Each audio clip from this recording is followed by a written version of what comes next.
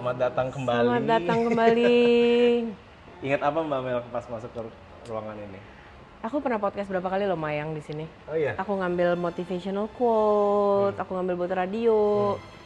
Dan kalau nggak salah ya Ci, terakhir kali kita pernah bareng, gue, lo sama Eyang, itu di sini. Iya, betul. Menghadap sana. Iya. Ada beberapa media, aku lupa, tapi launching sesuatu lah waktu itu. Lagi ketemu media untuk sesuatu. Dan as usual, you're the smart one. Yang menjelaskan, gue yang gitu. Wow, this is. Terus Eyang tuh selalu duduknya di sini Ya, kan? betul. Duduknya selalu di sini dan juga supaya si tamu-tamu itu bisa ngelihat si taman intelektual Ya, betul. dan juga all the miniatur pesawat ini. Gatot Kaca and the Gang. Yep. And this is the famous Ya. one. Ya. N250 the Ya. Saya N235, N250, betul ya? Ya kan? Iya. aku waktu itu masih umur berapa Kamu umur berapa ya, Ci? 95 kan ini. Aku umur 6 tahun kayaknya. Were you there waktu Kayaknya penerbangan? iya. Terus udah gitu Eyang kan sering ngajak yang air show ini, Air lihat show, pesawat benar, ini. benar. Wah, dia menceritakan tentang pesawat tuh begini-begini gue yang. No, karena gini loh. It's amazing for a person yang think that big. Iya, benar. Kamu Jadi suka ngerasa visionary. gitu nggak sih, Ci? Kadang-kadang Eyang ngomong sesuatu, aku tuh yang apa sih gitu. Iya, 5-10 tahun kemudian, benar. oh iya ya, ternyata ini yang dia maksud. Benar. Ya kan? Go again. Let's tell about this. Nah, si N250 ini kan terbang tuh tanggal 10 Agustus 95 kan. Itu dalam rangka untuk memberikan ya hadiah 50 tahun Indonesia. Merdeka. Tapi kalau kita lihat nonton film yang Habibie dan Iya. Ainun kan ada tuh pas adegan Iya. pas lagi Iya. Terbang. yang Ainun sama yang Habibie waktu itu berangkat Iya. setelah nikah. Habis Iya. itu di pesawat yang bilang suatu hari saya akan buatkan pesawat untukmu. So romantic. Dan juga tanggal 10 Agustus 95 itu kan satu hari sebelum ulang tahun Eyang Ainun, 11 Iya, 11 kan? Agustus. 5 menit sebelum jam 12 malam, Eyang Habibie bilang ke Eyang Ainun, kado untukmu sudah terbang 12 jam yang lalu. That is such. I was sad for a guy who make me coffee. Jadi beliau bukan hanya membuat pesawat untuk Indonesia, tapi juga this is a present for Yeah. What he his promised, wife. what he said, ya. Iya, gitu.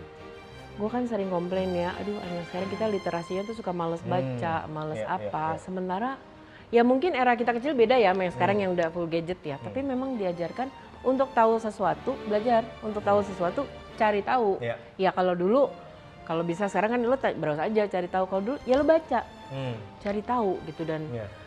here are the famous 5,000 books. Ya, benar-benar. 5,000 books.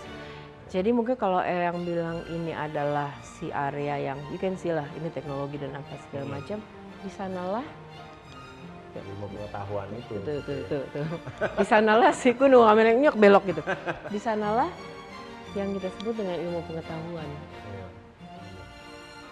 Jadi ternyata di sini buku-buku yang 5.000 itu mayoritas itu tentang budaya, Iya. tentang agama, Iya. tentang tokoh-tokoh Iya. bangsa di dunia Iya. gitu ya. Dan sangat sedikit atau mungkin kata Om Ilham di sini tuh nggak ada buku tentang teknologi.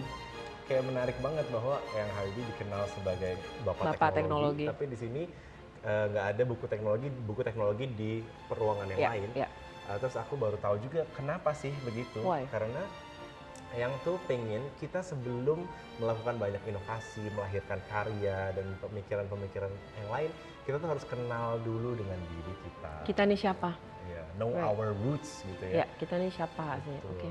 Dan dari budaya peradaban itu kan kita bisa kayak reflect back to our history, and then bisa kenal kita tuh sebenarnya potensinya apa, dari Yeah. dulunya tuh zaman dulunya seperti Yeah. apa gitu. Jadi itulah yang ingin digarisbawahi oleh Eyang Habibie dan Eyang Ainun. Kenapa di buku-buku di sini kebanyakan tentang budaya gitu. So again seperti yang Mbak Mel tadi bilang bahwa nggak ada sesuatu yang di sini yang diletakkan tuh tanpa maksud. Ya betul. Betul sih. Dan mungkin itu juga akhirnya nyampe ke pemikiran Eyang ya, apapun yang dilakukan karena dia udah tahu apapun yang tuh bukan gak dihargain juga kali di luar itu kan gila-gilaan, tapi gue akan kembali untuk Indonesia. Gue buat ini untuk Indonesia. Iya, benar. I think he have all the chance dulu untuk tetap kerja di sana. Of course. Gila-gilaan gitu. Cuma dia tetap enggak, saya mau pulang ke Indonesia. Saya mau bikin ini untuk Indonesia. Iya. Itu karena menurut gue karena dia udah kenal gue nih siapa gitu. Betul. Itu yang waktu itu sering cerita bahwa saya mendapatkan proses pembudayaan dan juga proses agama yang sangat kuat waktu zaman kecilnya sebelum beliau ke Jerman tahun 50-an kan. Terus di sana pun waktu itu ingat gak sih yang cerita bahwa di bukunya juga ada tentang waktu Eyang tuh kena tuberkulose. Oh iya. Iya kan? Abis itu beliau udah bener-bener sakit banget sampai masuk rumah sakit dan kalau masuk rumah sakit di luar negeri kan kayak nggak ada yang jengukin. Belum sendiri. Disitulah Eyang waktu itu ngambil kertas menuliskan puisi Sumpahku. Bahwa beliau itu melakukan ini semua tuh untuk Ibu Pertiwi gitu. Dan itu resemblance to what you have done sampai sekarang gitu kayak. Karena gue juga menjadi ini seperti yang Eyang suruh Eyang sih gitu. Tidak selamanya kamu berjuang itu harus, ya kalau dulu mungkin perang, bambu runcing apa segala macam. Tapi lo bisa berperang dengan apa yang lo tahu. Pertama lo kenalin dulu, sayangin dulu diri lo sendiri. Iya, bener. Oke, lo pahamnya apa? Lo musik Mel, go through it. Saya orang pahamnya teknologi. Ya saya berjuang di sini. Bener. Tapi setelah mengenal diri dia sendiri dulu, emang iya sih. By the way, this is a new addition to this. Gue terakhir kesini belum ada ini. Ini kita display karena mau menunjukkan bahwa setiap harinya Eyang Habibie dan Eyang Ainun itu berbusana seperti ini. Dan juga menunjukkan bahwa mereka tuh orang yang bukan hanya menghargai tamu dan juga lawan bicara, tapi juga siap dengan segala kondisi gitu ya. Karena saat mereka berkiprah di dunia selama 20 tahun jadi menteri gitu kan, itu kan siapa aja bisa datang kapan aja kesempatan itu.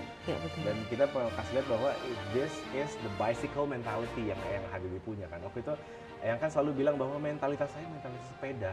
Jadi kalau misalnya tidak bekerja itu saya ya jatuh atau sakit gitu. Ini yang putri banget sih. Iya kan? Fun fact, Eyang selalu punya hak, pakai hak, sepatunya selalu pakai hak. Selalu pakai hak. Selalu. Dan ada fungsinya loh ternyata. Tahu gue. Bukan hanya ini ya lifting. Bukan buat ninggiin badan doang. Saja, tapi juga haknya Eyang Ainun juga dipakai untuk ngingetin Eyang Rudy minum obat. Ya betul. Jadinya misalnya Eyang Rudy lagi rapat gitu ya di salah satu ruangan di Pendopo gitu misalnya. Eyang Ainun akan membunyikan haknya gitu supaya mereka Eyang Rudy di dalam ruangan kayak oh ya this is my time to break gitu. Yang ngingetin obat tuh such a memory banget ya. Iya, ngingetin obat tuh karena Eyang Rudy kan obatnya Rudy kayak nggak presidential banget gitu. Rudy obatnya sebenarnya Eyang tuh kesehariannya kayak anak kecil. Dia doyan cerita. Lo kalau bisa duduk di sini, dari tiba-tiba udah nyampe makan malam lewat aja gitu. Makanya kadang-kadang TV atau apapun ngundang gitu ya, itu kadang yang timekeepernya tuh yang udah yang gitu. Sementara dia yang bener-bener doyan cerita. Doyan banget cerita dan nggak bisa stop gitu ya. Dan harus di stop. Nah disitulah sebenarnya Eyang Ainun perannya adalah menjaga disiplin gitu. Iya betul.